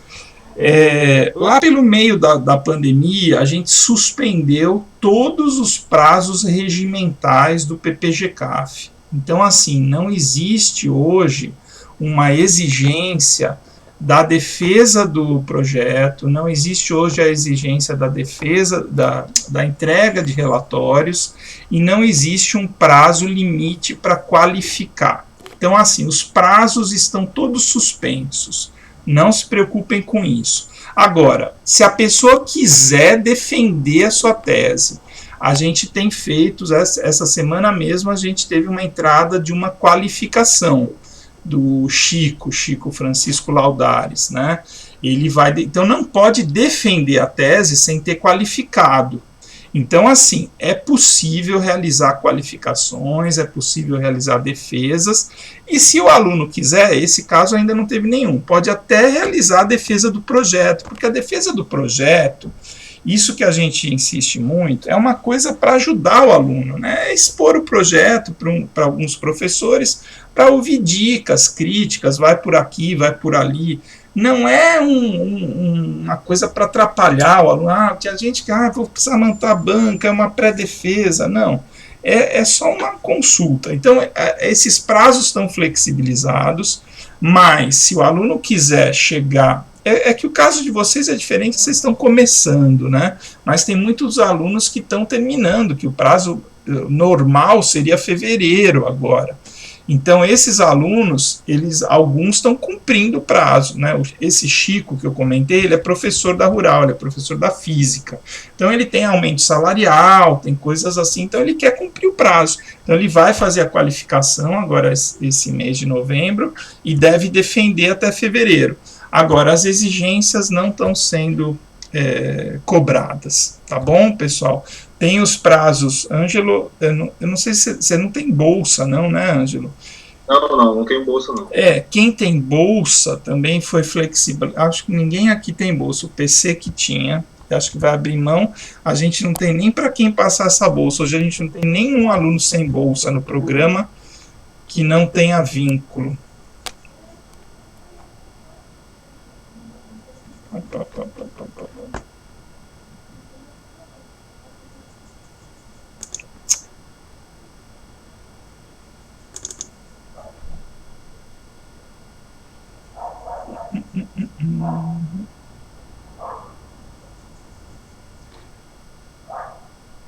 Apareceu aqui, mas acho que Oi, pessoal, voltei aqui. Voltou. Voltou. Dei um tapa no meu modemzinho aqui, sem querer. Eu fico falando, eu fico mexendo as mãos, dei um tapa no meu modemzinho aqui. Aí caiu, reconectou. Mas eu estava falando que, bom, os prazos de quem tem bolsa, né, foram ampliados também. A CAPES, ela ampliou até 6 meses as bolsas todas, mestrado e doutorado, e a gente não tem nenhum aluno sem bolsa. Essa bolsa que o PC vai abrir mão, eu vou ver o que a gente vai fazer. Se eu tenho algum aluno sem bolsa, eu vou conferir, mas acho que não tem ninguém. Ou o aluno tem bolsa ou ele tem vínculo empregatício, né? E se não tiver mesmo, tentar segurar essa bolsa para a seleção que a gente quer fazer aí, se vocês tiverem. Tem muita gente perguntando sobre o processo seletivo, né? Deve estar tudo pronto o edital, a gente vai abrir agora em novembro também a seleção para o ano que vem, tá? Mesmo nessa condição aí meio conturbada. Bom, professor, sim, José, vamos lá. Tem uma colocação seguinte, vai mudar a regra para as publicações de mestrado e doutorado, ok? Mas quem já está matriculado obedece a regra antiga, é isso? Não, eu tive... Direito adquirido, não? Era uma dúvida minha. Diz que essas regras acadêmicas, assim, o pessoal precisa escolher qual regra ele vai seguir, qual regimento. Então, por exemplo, quando a gente teve na graduação um aumento de créditos, porém flexibilizou alguma coisa, os alunos teriam que escolher, os alunos atuais, eu sigo a regra antiga ou a regra nova. Isso. E me falaram que na pós-graduação vale a mesma coisa. Isso. Então, assim, se a gente tiver o ano que vem, isso ainda é uma hipótese, tá, José? Não é 100% certo. Se a gente tiver um novo regimento ano que vem, eu acredito muito que a gente vai ter, o aluno atual, vocês podem optar o que for mais vantajoso para vocês. Vocês podem sim usufruir da regra nova, sem problema nenhum. Perfeito, tá? Isso mesmo. Aí tá ótimo. Esse é o princípio jurídico. É isso aí. Mas, por enquanto, a regra é antiga, tá, pessoal? Então, eu acho legal a gente trabalhar na publicação. Eu não tenho medo de nenhuma das duas. Mas eu quero dizer o seguinte, por uma questão apenas de evitar embates de discussões futuras, alguns alunos que possam se sentir lesados e tal, essa prática é correta. Vamos fazer a opção. Isso. Legal. E aí eu tenho, na verdade, mais exemplos muito bons, né? A gente tem o Bruno Geik, não sei se vocês conhecem, é um técnico administrativo nosso, ele é formado, técnico de nível superior, formado em florestal, defendeu o doutorado em 3 anos, que é o prazo mínimo, existe um prazo mínimo do doutorado, que é 36 meses. Ele defendeu no 36º mês, com um artigo publicado numa revista internacional de anatomia, tudo direitinho, cara. O cara foi muito bem. Tem o meu aluno Cadu, que está também, o prazo dele seria fevereiro, ele já publicou 2 artigos, então tá ok com essa questão. Até 36 ou pode ser menos de 36? Não, no mínimo 36, José. Não pode ser menos, não. Pelo nosso regimento vocês têm que ficar pelo menos 36 meses. Tá? Isso, não, tá correto. Mas no 36º mês, deu 36, pode marcar a defesa, e se tiver o artigo, tem o diploma. O que é muito saudável para vocês do PQI, né? Claro, com certeza. Em relação à progressão funcional mesmo, né? Eu acho que é interessante, podemos trabalhar nessa hipótese. A respeito do artigo, eu estava perguntando da revista, porque eu acho que dar uma olhada no estilo que a revista publica os artigos é uma coisa importante para a gente direcionar a forma da pesquisa. Porque, embora exista uma linguagem científica, existe alguma peculiaridade do conselho editorial, o PPP, enfim, era nesse sentido, né? E outra coisa, eu estou pesquisando, eu já verifiquei na Florana, nossa revista, de 94, que foi quando ela foi criada até agora, eu selecionei 37 artigos que possam ter, de forma direta ou indireta, algum subsídio para o que eu quero escrever. E também vi aí junto à Universidade de Viçosa, tem um artigo que trata do MDF e tal, que eu não li ainda, mas vou ler, já está separado. E achei também um artigo de orientado por uma professora, Viviane Tavares de Moraes, do Instituto Mauá de Tecnologia de São Caetano do Sul, que fala sobre o MDF. Fiquei todo empolgado. Quando eu fui ler, eu vi que ela trata do MDF cru. Quer dizer, todo mundo só pega o filé, ninguém pega com a melamina, aquele diabo todo. Eu vou pesquisar isso, eu vou chegar lá, mas vai ser um caminho árduo. Legal. Eu estive observando o seguinte, também no resíduo de MDF, tem muita coisa feita, alguma coisa eu sei que vou encontrar. Mas eu acho que o foco do meu artigo, ele vai ser a parte da logística reversa.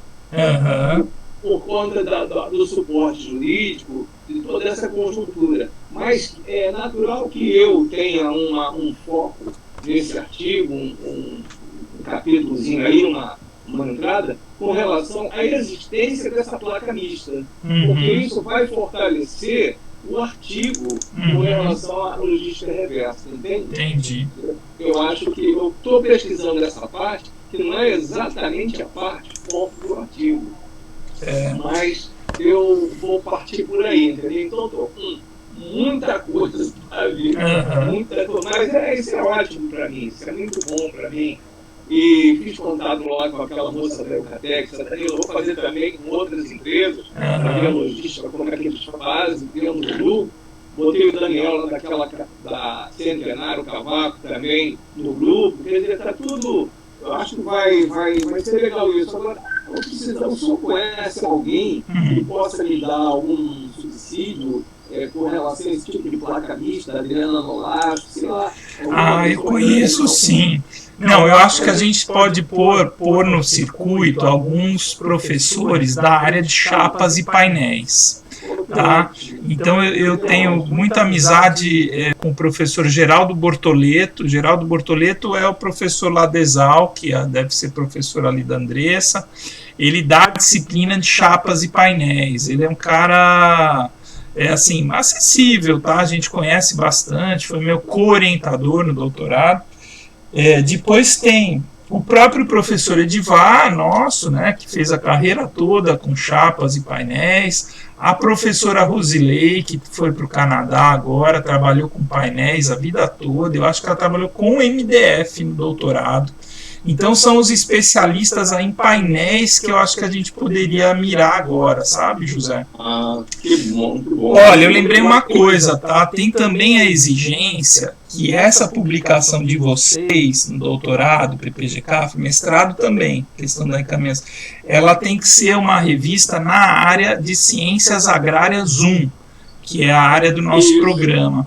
Então, talvez... A nossa revista né? A nossa mas talvez alguma na área de resíduos sólidos aí não seja, entendeu? Então a gente precisa ficar atento a isso para... Ele pode entrar em conservação da natureza e dá para ser na nossa Floram. Eu acho também. A Floram, mas aí a Floram vai precisar ser em inglês mesmo, viu? Não, tudo bem, não tem problema algum. Tem problema não. Eu também acho que não tem problema não, a gente tem os revisores, eu até escrevo um pouquinho, mas precisa passar por uma revisão, não tem jeito. Com certeza. E eu acho que eles puseram até uma regra na Floram que docentes internos, né, quando mandam trabalho, precisa ser em inglês. Isso aí foi coisa do João Vicente, o diretor, ele é o editor, né? E ele forçou essa barra aí, mas eu acho que ele não está errado, não. Esse que eu publiquei no chat é um pedacinho do nosso regimento para o doutorado, tá? Comprovar o desempenho acadêmico, o aluno deve comprovar o aceite de um artigo científico ou o envio de pelo menos 2 artigos científicos em periódico segundo quais com o primeiro autor e até o final do 3º ano de... Não, mas isso aqui não é para defesa, não. Espera aí que eu acho que eu copiei errado. Isso aqui eu acho que é para qualificação, talvez. Ah, pessoal, depois eu vejo direitinho, estou com o regimento aberto, tem mais de 30 páginas. Tá, não, eu tenho certeza que é para ter o diploma, precisa ter o aceite mesmo. Bom, então, atentar a isso quanto à área também de Ciências Agrárias 1, e tem algumas revistas novas, viu, que são revistas online, que não tem mais versão impressa, estão bem qualificadas, e que eu tenho alguns parceiros aí que têm publicado e têm me ajudado. Primeiro é o Cadu, esse meu aluno de doutorado do ciclo anterior, ele já publicou em algumas revistas que saem, tem respostas mais rápidas. Tem o professor Ananias, que é um egresso nosso que está na UFES, fez iniciação científica comigo. Esse moço está publicando muito em revistas assim que ele fica pesquisando. São revistas também, a maioria internacionais, mas que têm respostas muito rápidas, sabe? Em 2, 3 meses o artigo já está ou aceito, ou negado, ou publicado. Então são as estratégias que a gente pode ir conversando um pouco mais, né? Mas que a gente vai conseguir sim. Bom, falando um pouquinho, vale esse bate-papo também a questão que eu vou colocar agora para o José. Uma pergunta, professor, uma coisa interessante. Eu não tenho nada contra o inglês, não, mas olha só.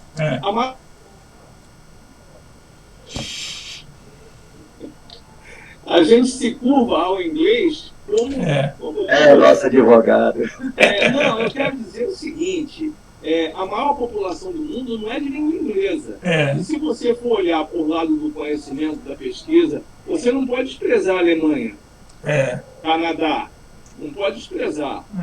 Embora o Canadá seja inglês, mas tem outra parte também. Então, quero dizer, esse negócio do inglês é um viés muito subreptício. Eu acho que falta um pouco de personalidade quando você exige isso. Você está entendendo? Aqui conversa entre nós, naturalmente. Né? Não, mas é muito interessante você colocar isso. Nada contra, mas qual é a personalidade brasileira? Inglesa?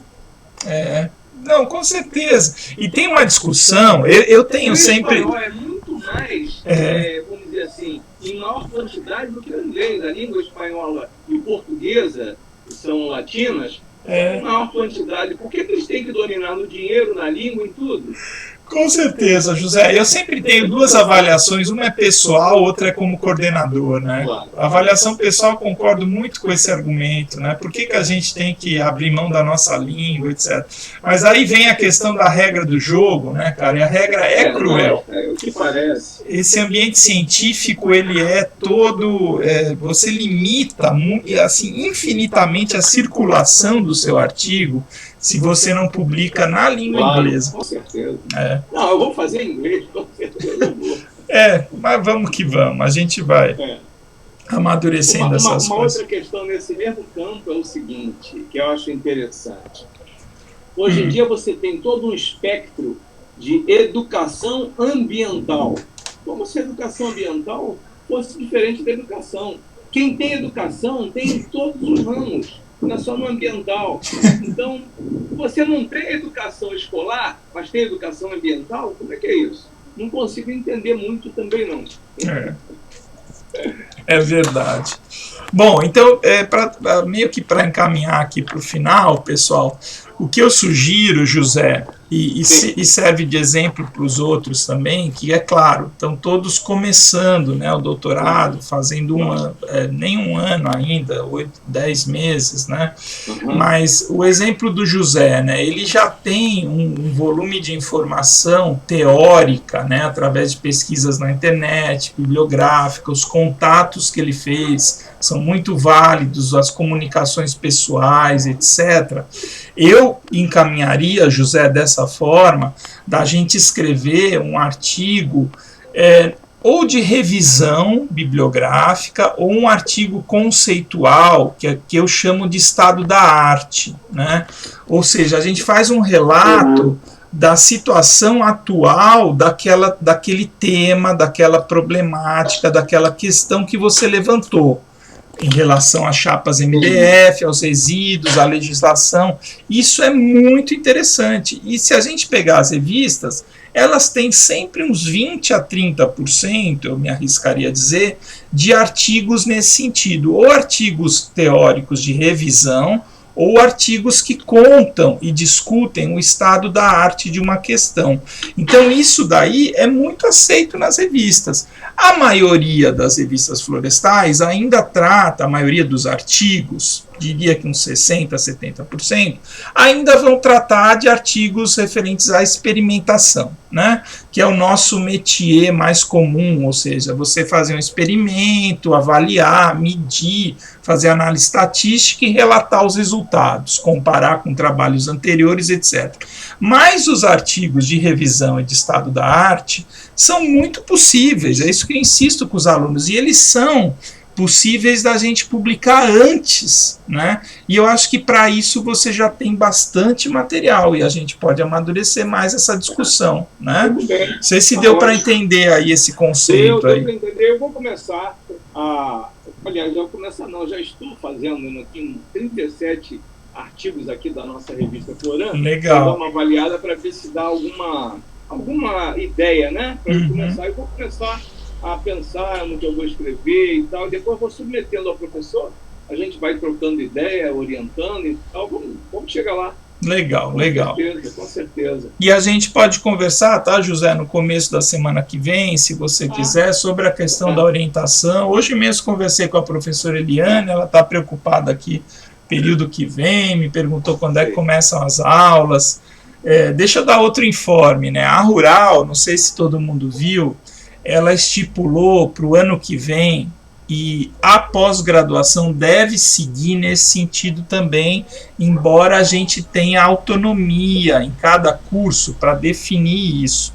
A graduação, eles definiram que vão ter 3 períodos acadêmicos o ano que vem, independentemente de ser presencial ou não. É um período acadêmico que começa dia 1º de fevereiro e vai até maio.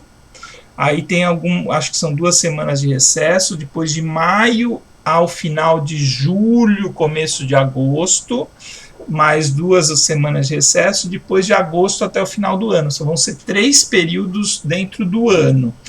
Na pós-graduação, a minha ideia é fazer algo parecido, 3 períodos, mas com uma questão que no PPG-CAF a gente tem aquela questão de nem todos os professores oferecem as mesmas disciplinas todos os períodos, né? Então eu estou numa visão inicial imaginando que seria saudável para a gente ter também 3 períodos o ano que vem, mas as disciplinas vão ser ofertadas algumas em cada período, não sei se está dando para entender, porque daí vocês não teriam prejuízo, assim, a assumir um período, né? Porque a gente está hoje no 2021, o ano que vem a gente teria o 2022, o 2021 e o 2021 2, e a gente fecharia o ano com o calendário acadêmico tudo certinho. E a gente distribuiria as disciplinas, entendeu? Eu não vou dar resíduos 3 vezes, por exemplo, ano que vem. Talvez eu dê só uma vez. Então, dentro desses 3 períodos. É mais ou menos essa proposta que a gente vai discutir no dia 9 também. Vou convidar todos os alunos, porque acho que vai ser uma reunião importante, que eu vou convidar os novos professores que foram aprovados aí, e também os professores que retornaram ao programa. Eu fiquei bem feliz, a gente tem uma galera. Professor? Oi? O Bruno? Pô, eu não poderia falar, mas o Bruno foi o primeiro colocado, viu, Ângelo? O Bruno, a gente vai divulgar hoje o resultado preliminar. Ainda não, mas depois de publicar eu dou. Eu já falei até com ele que ontem eu tive eu dou uma aula lá na disciplina de introdução para ele. Tá bem feliz. Nossa, ele tá super feliz. Falou, pô, já tem 5, 6 anos que eu tô tentando entrar. Não, ele publicou muito, cara. O Bruno, ele teve um resultado que é praticamente maior do que todos os professores atuais, em termos de produção, publicação, entendeu? Ele teve quase 3 artigos, ele teve 2,9 artigos equivalente a A1 internacional por ano. Isso é muita coisa. A gente faz uma conta lá, é assim, o artigo top de linha é o artigo A1, né, em revista A1, que tem circulação internacional, geralmente é uma revista internacional. Então, o professor ele vai ter uma nota de quantos artigos A1 ele publicou por ano, sendo que um artigo A2 vale 0,8, um artigo B1 vale 0,7, então a gente tem uma equivalência, pega tudo que ele publicou e faz essa equivalência a A1. E o Bruno teve uma média nos últimos 3 anos de 2,9, é uma média altíssima, assim, é praticamente maior do que todos os professores do programa. Ele passou super bem, assim. Bom, é isso, pessoal. Eu acho que estou bem satisfeito com a apresentação, com o andamento dos seminários. Na semana que vem, a gente teria a apresentação do PC. Como eu falei, o PC está mudando para o Maranhão a semana que vem. Eu aviso a vocês, eu acho que a gente não precisa adiantar a Andressa, não. E se o PC não conseguir apresentar semana que vem, eu acredito que até dele já vai estar instalado lá. Mas eu aviso vocês pelo grupo, a gente faz um bate-papo aqui sobre coisas que a gente gosta de falar, enfim, eu prefiro manter esse horário até para ter um tete-a-tete com vocês, assim, mais íntimo, porque a semana é tão corrida e esse horário está reservado sempre para vocês, assim. É um ponto de fuga, né, Tá bom, pessoal? Tá ótimo. Então tá, a gente, e quanto ao nosso assunto, a gente conversa semana que vem, tá, José? Faço questão de marcar aí uma reunião com você sobre essa publicação. Ok? Andressa, tá ligando o microfone? Obrigado, professor. Sim, Cláudio. Aberta a palavra aí, pessoal. Uma pergunta sobre a questão da... Como é feita uma escolha de um co-orientador? Tá, o co-orientador geralmente é um docente que vai te ajudar em algum momento do trabalho, né, Cláudio? Então tem aí pessoal que põe até 2 ou 3 co-orientadores, e isso tem que ser aprovado em reunião do colegiado. Então é uma solicitação sua e do seu orientador. Tem até um formuláriozinho, um documento que acho que está no site do PPG-CAF. Vocês preenchem o nome, né, a instituição do professor e justifica, dizendo qual é a participação dele no trabalho. Normalmente isso é muito tranquilo, mas a gente faz uma ata do colegiado do PPG-CAF aprovando a co-orientação, e eu tenho que colocar esse professor no SIGA-A, que ele já vai constar inclusive no seu histórico, se for feito co-orientador.